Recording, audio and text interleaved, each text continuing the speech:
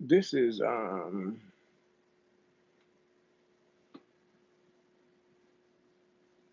this is a live broadcast coming to you um, that we wanted to bring to you today, this morning, I should say. Live broadcast we're bringing to you, and this is in regards to the last two videos we did was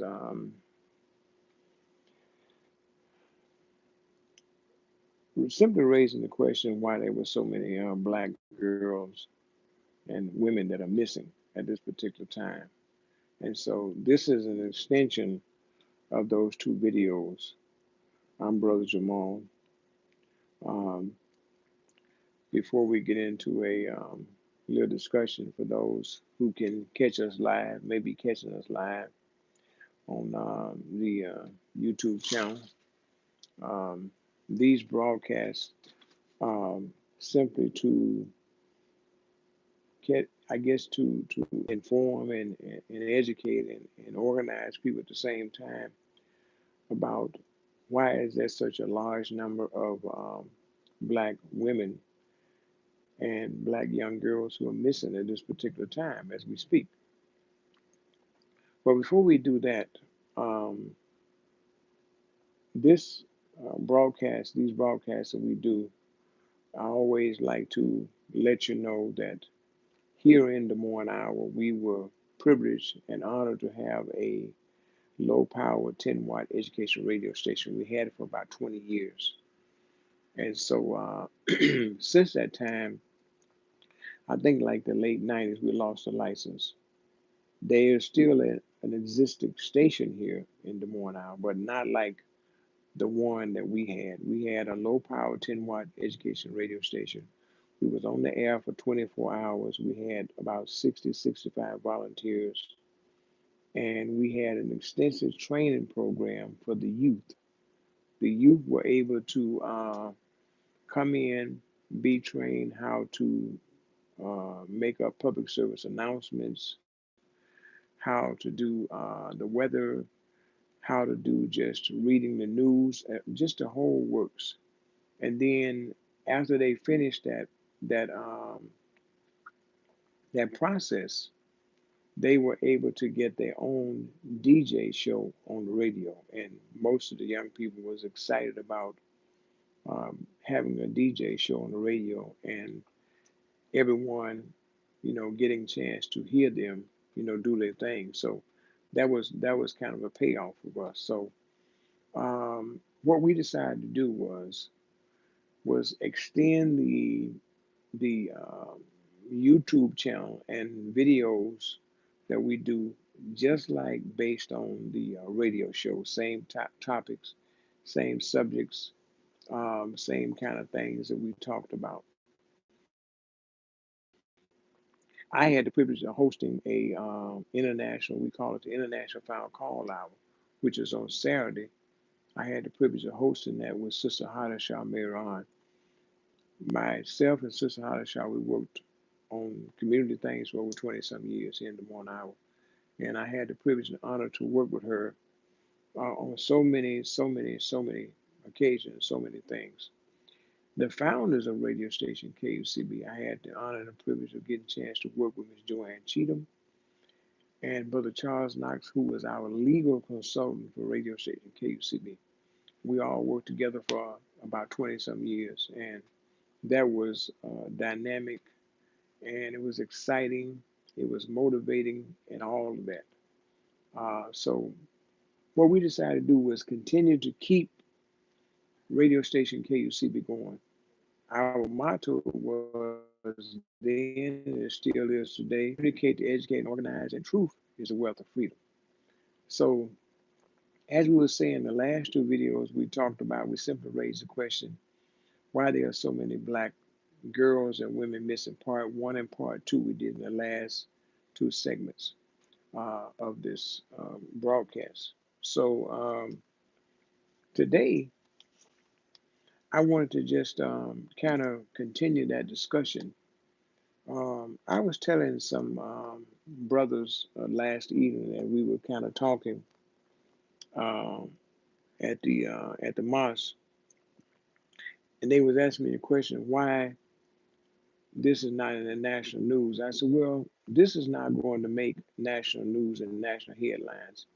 Anytime you have black women, black girls who are missing, that won't make national news. Now, if there was something crazy, if there was some horrific act or something going on, you that would make national news. And it's interesting because the things that should make national news, they don't make national news. And the things that shouldn't, oftentimes they do, which is really foolish stuff, ignorant stuff, stuff that don't have no substance to it. They usually what make the news. And the things that really should make the news, they don't. Like, just this is just an example. I just want to jump into and give you this. For example, they uncovered a Coast Guard officer not too long ago. I don't know if this made national news or not. Most likely it didn't. And this Coast Guard officer that they uh, got a tip on or got wind of, when they raided his house, he had an arsenal of weapons. I mean, he had every kind of sophisticated weapon you could think of, including on he had a list and a plot of people that he was going to actually murder, actually kill. He actually had that. And the New York Times ran with this story about this Coast Guard officer who, when they did more investigation, they found out that he had a enormous amount of weapons in his stockpile of weapons in his house. They showed pictures of every kind of sophisticated weapon that you could name. This guy had it, and he also had a list of some of the people that he was going to kill. And as I said, the New York Times ran with this story. Whether it was something that was talked on the national news, NBC, all of the national channel, I doubt seriously it was. But the New York Times ran the story. So I'm saying those kind of stories never make the national news. If it had been a Muslim, if it had been somebody black, had it been Hispanic, somebody poor, it would have been on the national news. It would have been on every national channel, and they would have still been running it as we speak. This is and you see the discrepancy and the kind of uh, undercurrent of racism and the kind of racist attitude. I Let me just make this statement, then we're gonna get into our subject matter. I simply say to people today, in today's time, that people maybe realize this or do not realize it. All of the things that we see happening in today's time, this is the exact same thing that happened during the time of Dr. King and during the time of Malcolm X, during the time of the whole movement. The exact things that we see happening today, these things have occurred before. So I know for some people are shocked, some people are dismayed, some people are alarmed, some people believe these things are happening. But I'm here to bear witness to you that all of these things that we see happening today's time, this happened and more in the past. It has happened in the past. More of this has happened in the past. Every single thing that you see going on today, it has happened before. So we need to be clear about that. And sometimes people be shocked by the things that they hear, maybe they witness, maybe they see, but as I said, it's happened before. On to my subject matter. Um, the question I have raised, and I continue to raise it and discuss it and talk about it, why there are so many black women and black girls who are missing as we speak. As we speak. Uh, I said before, and I'll emphasize this again, it was maybe last year they had posted a Jane Doe. And a Jane Doe was simply a young black girl, 16, 17 years old, They found her body along the Arizona Las Vegas borderline, somewhere out in that area. It's a truck stop, uh, bus, not a truck. Most likely, it's a truck stop, not necessarily a bus stop, but a truck stop. It's a resorted area, almost like the desert part of that part of the country. And they found a young African American girl, Jane Doe. They showed a picture on the news, and I watched the segment they showed, and they were trying to find out really who she was because when they found her body, there was no identification on her body. They was able to put together some things about the age and kind of a timeline on that. But as far as what happened, they know that somebody murdered her and they brought her there to that remote area and dumped her body. And she was a young black girl, 16, 17 years old, real nice looking. They showed a picture and they were trying to find out if someone had a daughter, someone had a child, someone had this young lady missing. And now I haven't heard anything else from that, but that would happen last year. And I noticed that also there was a black girl, 15 years of age, body found in the East Garfield Park area. That's I think that's like a Chicago suburb. 15-year-old young black girl's body was found. Um, Also, a black girl, 15 years of age, uh, once again in the South Shore area of Chicago. Also, a girl's body found. I mentioned about the Arizona situation. So these things are happening, and we simply raise the question to people who may catch this, who may catch it live, or who may catch it later on. I mean, look, here's the deal. Whatever city you may be in almost every city we can take for example, probably has some young black girl or woman missing. Almost every city, and it's because the numbers are so high as far as young black girls and black women missing. Um, Also, there was a young lady by the name of Amber Evans. She vanished. This is like months ago. Her car was found abandoned. They found some things in the car, and that was it. Nobody has seen or heard from her. This has been about a month ago. I think this is maybe up around the Columbus, Ohio area. So we're saying that now we know in some of these cases it's unfortunate that sometimes these young black girls and these young black women get themselves involved in with some boyfriend, could be some husband, could be some random guy they meet, and he can be a straight up nut, he can be a straight up wacko, you know, and this happens in some of these cases. I know it does.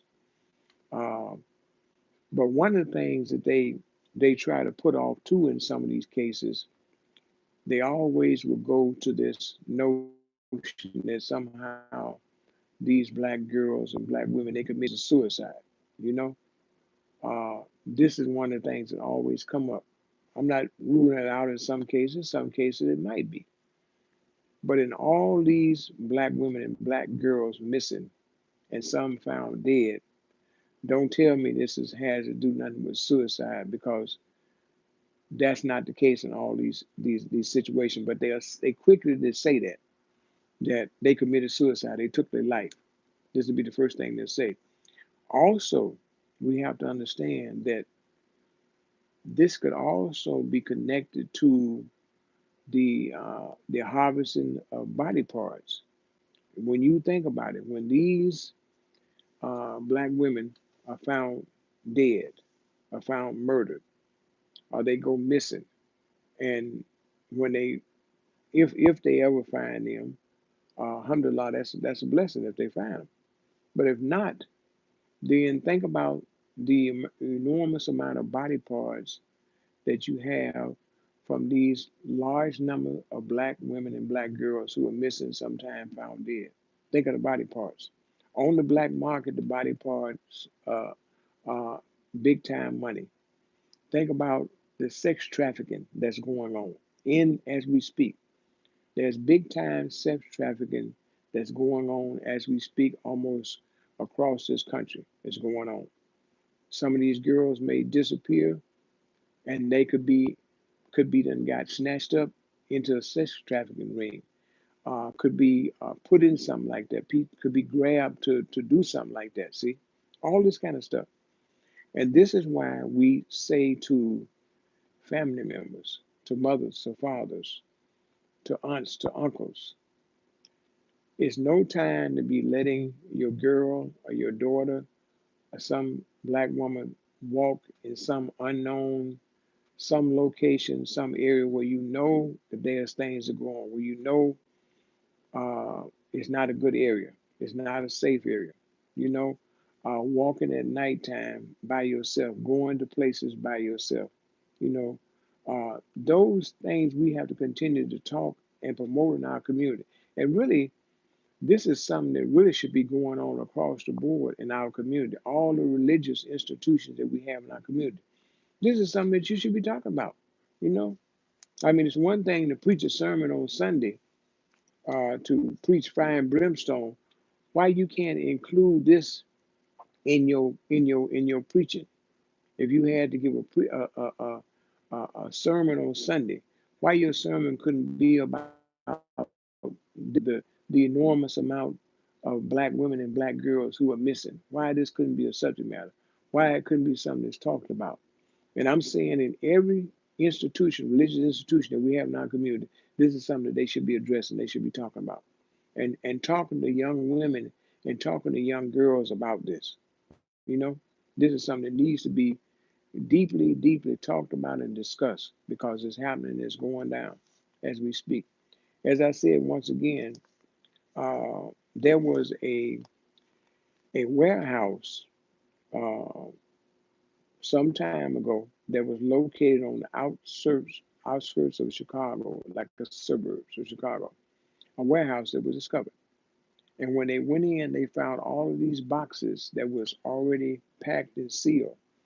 And guess what? They had body parts. Now I haven't heard anything else about that since that time, but they had a large, large quantity of boxes and they had body parts. Who's to say that all this is not connected? The missing and disappearance of black women and black girls, who's to say this is not connected? And let me also add this in there. I'd be remiss if I didn't add this in there. Yes, my discussion and my talk is about the missing of black women and black girls. But let me also say too and holler at the people in the St. Louis area. St. Louis, Missouri, if I'm not mistaken, I stand to be corrected, where 5 black men have been murdered. 5 black men, and these brothers were murdered. And let me tell you what we see happening in today's time. We see with brothers and sisters, oftentimes the one that are activists, the community activists, oftentimes these brothers and sisters end up being murdered. Black men, if I'm not mistaken, the young lady in Columbus, Ohio, Amber Evans, she was a community activist. So you see, they been there's these brothers and sisters who are being targeted because of their activism and them being active in the community. This is another thing that's happening too. And I don't think this is no accident. Like I said, you had 5 brothers in St. Louis, Missouri, who was murdered. And the people of St. Louis should be outraged about these African American, these young African brothers who were community activists who were murdered. See, we call it murder because that's what it was. Whoever this notion somehow, and once again they try to put off about these brothers committing suicide. That's usually the first thing that they'll say when a African American brother, African American sister, especially if they are activists, they usually always claim that there's suicide. That's be the first thing they'll claim.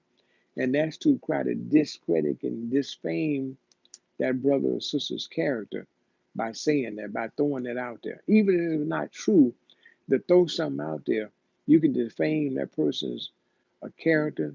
You can defame all of the contribution that that person has made, especially when you talk about a community activist to the community.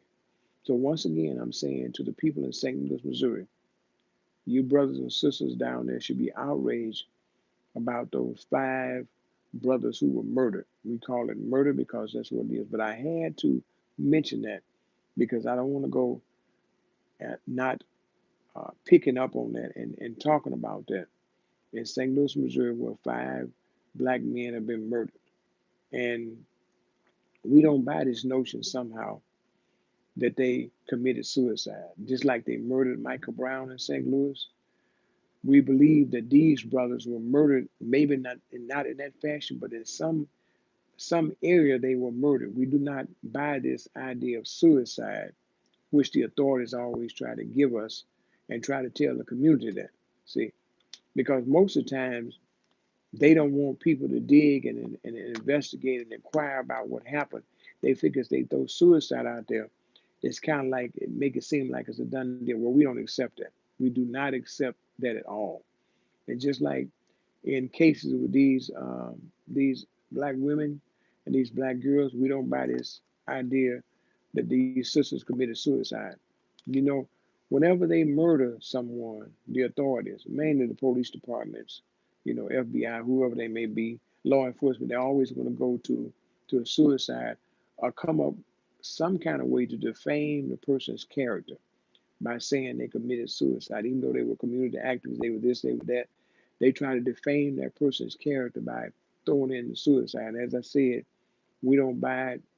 We're not believing that. And so we know that how the authorities do. We know how they lie. They just didn't start lying. They've been lying all the time, lying about this for a long time. Let me also say to you too, there's a brother, Dr. Umar Johnson, that's got some tremendous lectures. I would encourage you to listen to this brother's lecture. He came to the morning hour. I didn't get a chance to go hear him when he spoke here, but I heard how he really got down and gave a tremendous speech.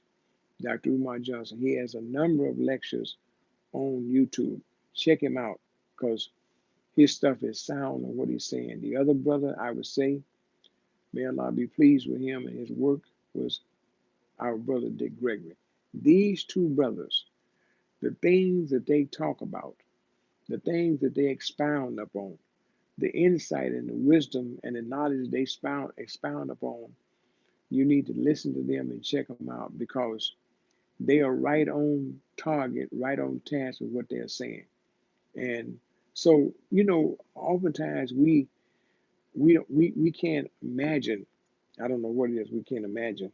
It is so hard for us to believe that the United States or this government, the authorities would do certain things. I don't know why it's so complicated for us to breathe. I know part of the technique that has happened to us, we've been brainwashed to such a massive degree that we don't believe that these people would do these things, and we don't believe these people would do these things to us.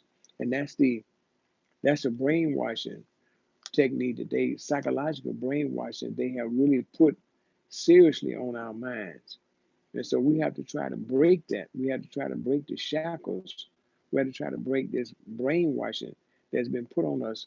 And then it's almost like they brainwash us in a certain way where they train some of our own people to carry the technique on. Even if they're not around, they absent, they remove themselves. Well, they train some of our people to carry on and kind of take the master's place, even though the master may not be there. Actually, he don't even have to be present because when you train a slave or you train you know, like some of the people you see that's been trained, the master can go on about and do something else because he know that he has trained this one real good. And Malcolm broke that thing down when he talked about the house Negro and the field Negro. That's still with us today. We may think 2019, no, it's still And it's not so much the theme and the title of it, but it's a mindset. It's a mindset where we have been simply brainwashed to the degree that it makes us act like house Negroes and field Negroes. The mindset, the psychological training, the programming that has went into all that, it makes us still act and behave that way today. I'm saying once again, the missing of black women and black girls. We ought to be outraged and we ought to be concerned about that. Anything that we see, anything that we know, anything that went on that can help locate these young women, we ought to be trying to do that. And so, as I said once again, sometime in some cases, this is why we have to have fathers around and fathers to really talk to your daughters. Communicate with your daughters. If we have uncles, we have family members, we have mothers, we have aunties, we have to communicate and talk to our young women about the safety, being aware of your surroundings, the safety aspect, not being out on those streets, in the streets at nighttime. I mean, as I said earlier, there's certain areas where things go on at. There's certain areas where you shouldn't be at. And the way things are now, is really not safe for young girls, young black girls or young black women to be out at nighttime. If you're not going to work or somewhere and you just out hanging out or running the streets or something, or running the club scene, then you really just kind of vulnerable because you set yourself up. Because when you're in those places and you out like that, any and everybody can make a move on you. And see, here's the thing: black girls and black women, you never know who could be watching you. You don't never know. You have a young black girl who goes to school every day. She may go a certain way. She may catch the bus. She may get off the bus. That's why it's always good if a person is traveling, going somewhere, don't never take the same direction all the time. It's always good to change up. Change your direction up. Don't go the same way all the time. Maybe you went that way for so many times and something nothing's never happened, but it could be that one time that you go that way and something can happen. You know, uh, you can easily get kidnapped or grabbed up. Going in a darkened parking lot at nighttime, walking in dark locations. Those are not safe, y'all. They're not safe situations. That's why I said you need to be always aware of your surroundings. That's extremely important. You always being aware of your surroundings. That's important. But this broadcast we wanted to do today is an extension of the other two broadcasts that we have did on the missing of black women and black girls. This edition that we did was to talk about the young black girls who have been found dead, and the ones that have been murdered. That's what we're going to talk about today. So we said that around the Chicago area, um, around one young lady was found out in the Las Vegas, Arizona border, a truck stop in the desert. Somebody dumped her body off, and it actually they called it Jane Doe because they said when they found the body there was no identification. And so, oftentimes they may whatever happened, depending on what happened, they may take a black girl, a black woman. They may take all the identification. They may take everything off her, so there's no identification found of her. You know. So I'm just saying these things are going on. Um, Once again, you've been listening to radio station KUCB. Our motto is truth is the weather, freedom to communicate, to educate, and organize. If you get a chance to catch these videos, you get a chance to, tune in, tell your friends, tell other people about it, pass the word on. Because this is a serious thing that we are dealing with right at this particular time. As I said, number one, the missing of black girls and black women. And why there are so many black girls and black women who are missing at this particular time when we speak. you know. And we do not, I repeat myself, we do not buy into this whole idea that these young black girls have taken their lives. We don't buy into that. And There could be a network for body parts, harvesting of the body parts. That could be a network around the country who is seeking out to get certain body parts for no telling who. Could be somebody inside the country. It could be for the black market. We don't know how all this could be connected, but it could be going down. It could be going that way. And so we need to be aware of these kind of things. We need to constantly talk to our young black girls, talk to our young black women. We need to constantly talk to them, communicate to them. You know, this is important. Fathers, this is where you step up at. You know, mothers and fathers, family members, people in general, community. Be concerned, be aware of these kind of things. You see something not right, you see something strange, you see something going on, don't hesitate to try to call somebody or let somebody know about it.